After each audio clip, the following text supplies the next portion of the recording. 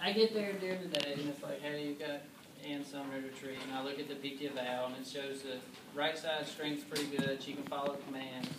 She does pretty well, except for she's max assist +1. This arm, completely flaccid. This leg's got a little bit, say 2 out of 5, but she's a pusher. So her balance is her big thing, but you can follow commands. You just are pushing and don't realize it. When I get there to get her, I would already have the wheelchair, and I would plan it out on how I wanted to set it up. Sometimes you get in a room and the bed's positioned in a certain way, or there's an IV pole or something, you can't do it the way you thought.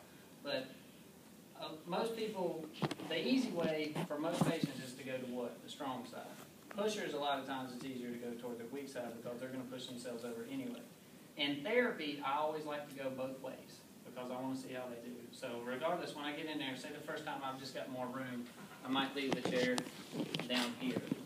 And if she's max assist +1, I probably have a tech or somebody with me, but I don't have the belt with me if I need. Yeah, get wherever you guys need to see. Usually I would have everything set up for me, what I would need. Alright, say you come in there and you're all poorly positioned.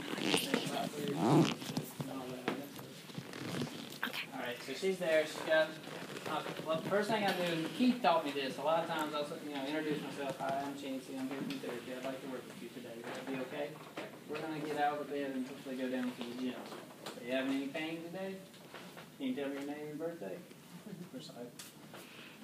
I like to check her heels to make sure that everything looks okay. She's not having any breakdown. That's very important. If she is having any breakdown or anything, first thing I would do, mental note is, all right, I want to order her a multi-potus food or something to float her heels. I would talk to the nurse. I want to make sure that everything's looking good. You know, we all know as PTAs, we're not allowed to do evaluations. We're not allowed to assess patients. Each time you work with them, you've got to figure something out, but whatever you want to call it. I would check her range. If it being a neuro patient and I know she's a pusher, this is just something that I do.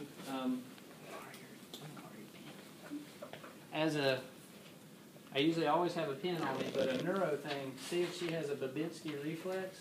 A lot of times I'll take it and do that. Somebody who has an upper motor neuron lesion, when you do that, their toes and everything is going to pull back. And a lot of times I'll touch her feet to see if she pulls away because, have you ever heard of a flexor withdrawal?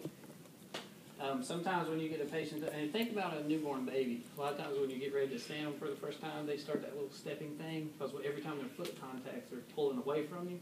That's that reflex because every once in a while, I've been surprised, you set somebody up, you get their feet down, all of a sudden they start lifting their foot up and it freaks you out because right in the middle of the transfer, you're ready to get them over and they're lifting their feet up and you're like, oh God, what am I going to do?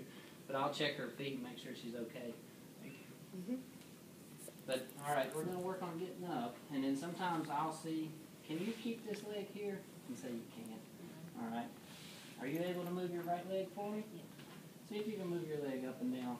One thing I want to see is her strength, but I'm also wanting to see if she's following my commands. Is she doing what I need to? Okay. Now you're laying on your left arm.